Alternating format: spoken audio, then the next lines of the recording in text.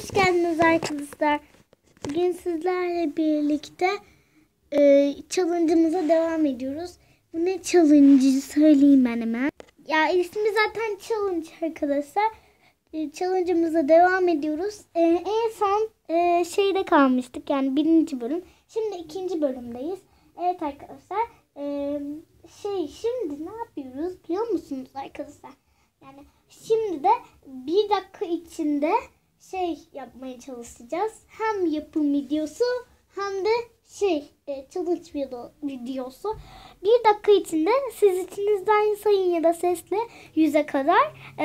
Eğer daha fazla geçerse 100'den fazla, işte o zaman kaybettim demek. 1 dakika içinde minisler yemek, yani yemek gibi bir şeyler yapmaya çalışacağım.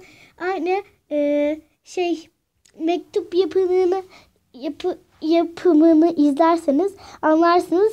Oradaki mektup yapımı, yani bunun gibi bir cips şeyi yapacağım.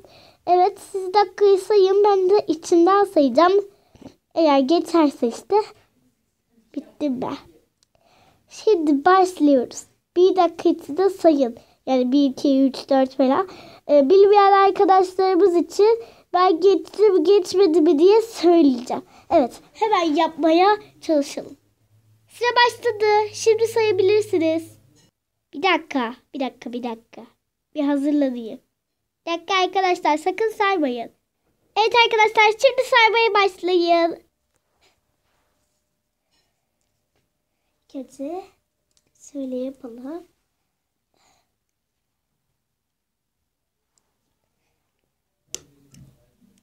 Hadi, bir dakika olmadı. Hadi.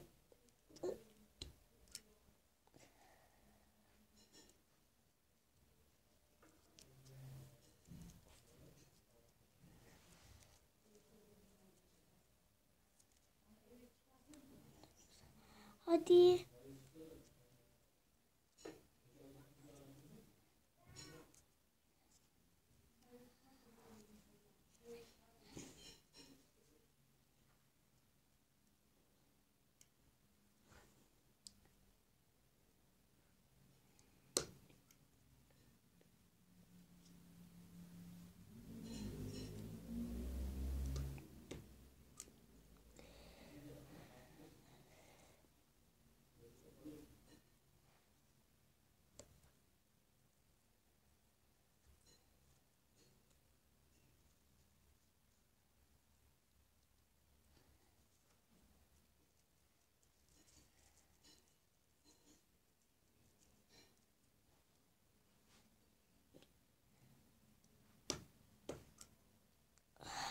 Sonunda bitti arkadaşlar.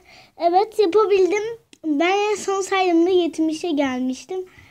Tam da 70'te durdu işte arkadaşlar. Böyle bir yemek şeyi yaptık. 70'te durdu. Bir dakika. Arkadaşlar şeyim bittiği için birazcık zor oldu yapmam. Yani ben içimden saydım, 70 oldu tam. Siz acaba kaça kadar saydınız? Şu an çok merak ediyorum. Ben saydığımdan öyle çıktı yani. Kusura bakmayın ama yani öyle çıktı. Öylesine yapıyorum şu an arkadaşlar.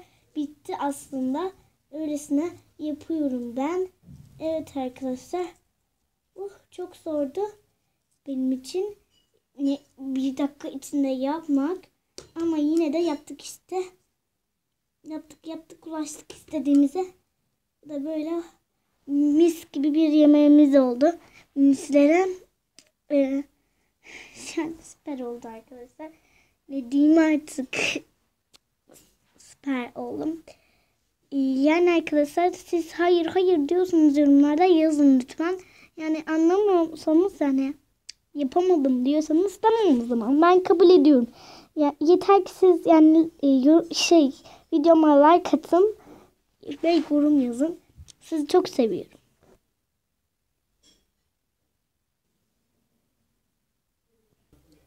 Hala kanalıma abone değilseniz kanalıma abone